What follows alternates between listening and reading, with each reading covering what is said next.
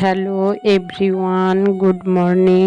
আশা করছি তোমরা সবাই অনেক অনেক ভালো আছো ও সুস্থ আছো। আমিও তোমাদের আশীর্বাদে ভালো আছি ও সুস্থ আছি। আরও একটা নতুন ব্লগে তোমাদের সকলকে অনেক অনেক স্বাগত জানাই। আর এখন বাজে সকাল 6টা থেকে 6:30টার মতো। আর এখান থেকেই কিন্তু আমি আমার ব্লগটা শুরু করলাম। আশা করছি আজকের ব্লগটা তোমাদের খুব খুব ভালো লাগবে। আর ঘুম থেকে উঠে তোমরা প্রথমে দেখতেই পেয়েছো আমি ঘর ঝাড় দিয়ে নিচ্ছি। ঘর ঝাড় দিয়ে তারপরে কিন্তু আমি দরজার সামনে জল দিয়ে নিয়েছি। জল দিয়ে নিয়ে আরও ধরো টুকিটাকি কাজকর্ম করে তারপরে কিন্তু চলে আসলাম। এই যে দেখো বাসন মাজতে, তা বাসনটা মাজবো, মেজে তারপরে দেখো গ্যাসটা মুছে নিচ্ছি। আসলে বাসনগুলো না কালকে রাত্রের ছিল, রাত্রে মাজা হয়নি, তাই সকালে মাজছি। রাত্রে মা মেয়ে তিনজনের বাসন তো। আর আজকে যেহেতু দুষ্টুর সকালবেলায় স্কুল ছিল না, সেই জন্যে আর ব্যস্ততার কোনো কারণ নেই, সেই জন্যে কালকে রাত্রে আর মেজে রাখিনি। মানে দুষ্টুর যদি স্কুল না থাকে তাহলে সকালবেলায় মাজি, কেননা রাত্রে আর মাজার দরকার পড়ে না। যে স্কুল থাকলে আবার সকালবেলায় তাড়াহুড়ো থাকে, সেই জন্যে রাত্রে মেজে রাখলে ভালো হয়। ওইদিকে দেখো গ্যাসটা মুছে আবার কিন্তু আমি চলে আসলাম এই যে বেসিনটাও পরিষ্কার করতে। আসলে যেহেতু বাসন মাজা হয়েছে, গ্যাস মোছা হয়েছে, সেই জন্য এই বেসিনটাও কিন্তু আমি মেজে পরিষ্কার করে নিচ্ছি। আসলে বেসিনটা যদি পরিষ্কার পরিচ্ছন্ন থাকে তাহলে কিন্তু দেখতেও ভালো লাগে আর ওর মধ্যে কিন্তু কাজ করতেও ভালো লাগে, তাই না?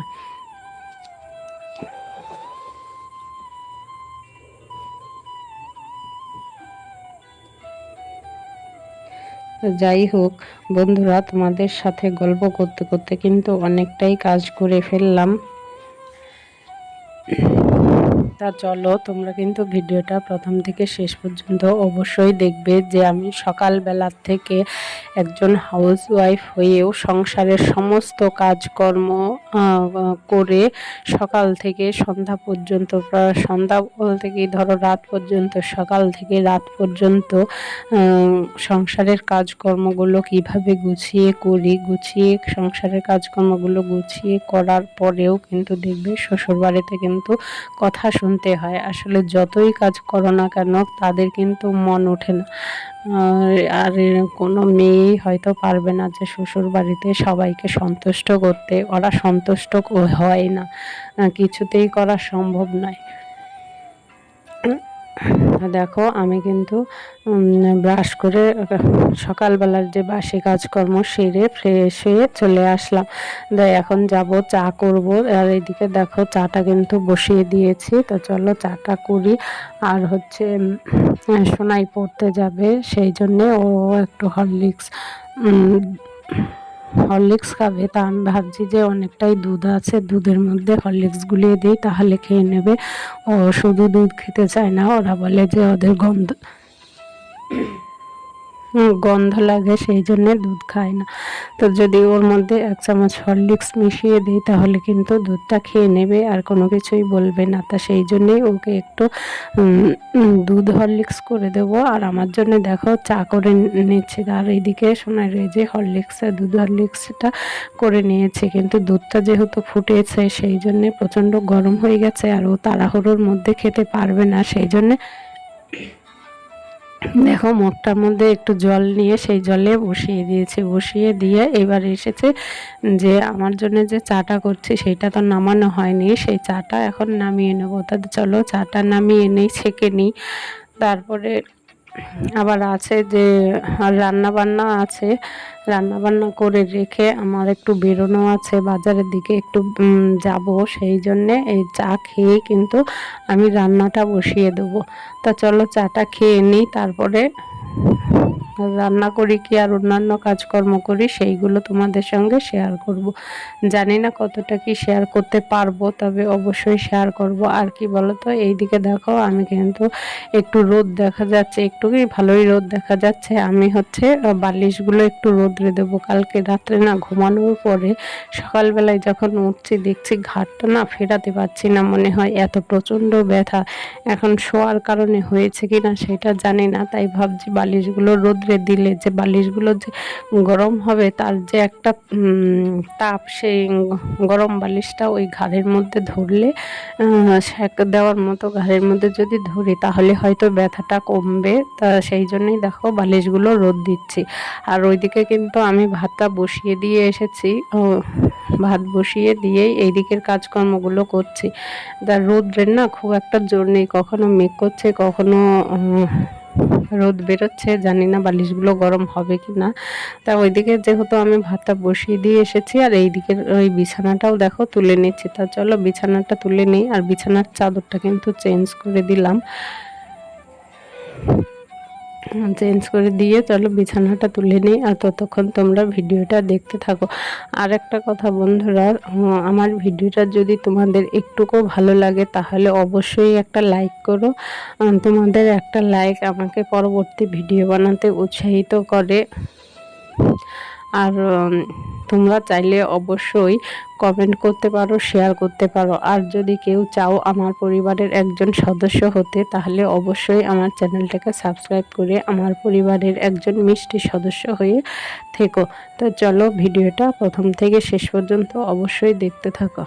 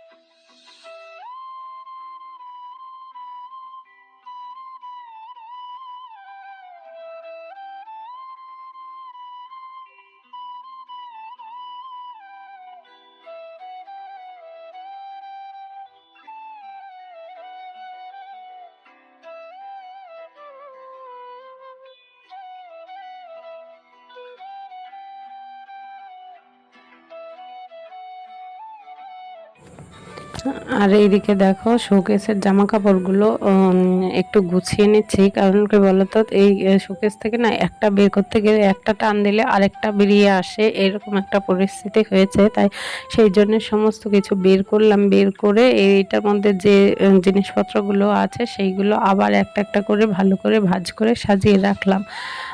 আসলে কি বলতো, তাড়াহুড়োর সময় না কখন কি হয় সেটা বলা যায় না। আর এইদিকে কিন্তু দেখো আমার ভাত হয়ে গেছে, এদিকে মাছের ঝোলটাও হয়ে প্রায় হয়ে এসেছে। আর 2-1 মিনিট পরেই নামাবো। আর এদিকে যে দেখালাম এই যে ভাত, আর ওইদিকে হয়েছে এই যে কাঁঠালের বীজ দিয়ে বড়া। আর এদিকে শোনার জন্য একটা মাছ ভাজা তুলে রেখেছি, ও বলছিল যে মাছ ভাজা খাবে না। আর ওইদিকে একটু পেঁয়াজ শুকনো লঙ্কা ভেজে রেখেছি, একটা আলু হাতে দেওয়া আছে, সেটা মাখবো সেই জন্যে। তো দেখো রান্না বান্না করে তারপরে কিন্তু আমি এই যে এখানকার যে মশলা মুড়ি বিস্কুট চা চিনি কৌটোগুলো থাকে সেইগুলো দেখো পুরো উলটপালট হয়ে গেছে। সকালবেলায় রান্না করলাম, চা করলাম, সেই সমস্ত করতে গিয়ে কিন্তু একদম উলটপালট হয়ে গেছে। তা চলো এই জায়গাটা গুছিয়ে নিই, কেন গুছানো না থাকলে না এই জায়গাটায় মোটের জায়গা হবে না। আর যখন গোছানো হয়ে যাবে দেখবে অনেকটা জায়গা বেরিয়ে গেছে। এই যে দেখো অনেকটা জায়গা কিন্তু বেরিয়ে গেছে। আর এখন কিন্তু বিকাল হয়ে গেছে, এখন বিকাল প্রায় 5:30টার মতন বাজে। তা বাজার থেকে আম নিয়ে এসেছিলাম। তা দুষ্ট সোনাই বসে টিভি দেখছে। তা ওদেরকে জিজ্ঞেস করলাম যে তোরা আম খাবি? তা বলছে হ্যাঁ খাবো। সেই জন্য ওদের জন্য আম এই 3জনের জন্য দেখো 3টে আম কেটে নিয়েছি। আর ওরা যেহেতু টিভি দেখছে, টিভি দেখতে দেখতেই আমটা খাবে। তো চলো আমটা খেয়ে নিই। আর গুড ইভিনিং বন্ধুরা, দেখো সন্ধে হয়ে গেছে, কিন্তু সন্ধে দিয়ে আমি চলে এসেছি এবার রান্নাঘরে। এইদিকে দেখো দুধ জাল দিচ্ছি, আর ওই পাশে কিন্তু আমার জন্য চা বসিয়ে দিয়েছি। ভাবছি লিকার চাই খাবো, কিন্তু না, আর এইদিকে হচ্ছে এই যে দেখো লিকার চা খাবো বলে লিকার চাটা ঢেলেছি, তার দেখা যাচ্ছে যে একদম মানে শুকিয়ে গিয়ে একদম হাফ কাপেরও কম হয়ে গেছে। তা ভাবলাম আর লিকার চা আর খাওয়া হলো না। এই যে ফোটাচ্ছি দুধ ফোটানোর থেকে আবার 2 চামচ দুধ দিয়ে নিলাম। সেই দুধ চাই হয়ে গেল, ভাবছিলাম দুধ চাটা খাবো না। আর এইদিকে হচ্ছে দুষ্টুর জন্য হরলিক্স আর সোনার জন্য দেখো দুধ হরলিক্স, দুজনের জন্য 2 রকম করতে হয়। দুজন বলতে কি 3 জনের জন্য 3 রকম করলাম। আমার জন্য চা, দুষ্টুর জন্য শুধু হরলিক্স আর সোনার জন্য দুধ হরলিক্স। দেখো তো হয়ে গেছে, দুধটাও কিন্তু ফোটানো হয়ে গেছে। এখন আমি বিস্কুট নিয়ে চলে যাব ওই ঘরে। ওই ঘরে যেহেতু ওরা বসে টিভি দেখছে, তা ওদের সঙ্গে টিভি দেখতে দেখতেই খাবো। আর এইদিকে দেখো আমি আর দুষ্টু কিন্তু খাচ্ছি, আর সোনাই এখন এখানে নেই। তো যাই হোক, আজকের ভিডিওটা এই পর্যন্তই। যদি আমার ভিডিওটা একটুকু ভালো লাগে তাহলে কিন্তু অবশ্যই আবারও বলছি একটা লাইক করো, কমেন্টস করো, শেয়ার করো। আর ফিরে আসবো নতুন একটা সকালে নতুন একটা ভিডিও নিয়ে। ততক্ষণ তোমরা সবাই ভালো থেকো, সুস্থ থেকো, হাসি খুশি থেকো। Tata, bye, good night.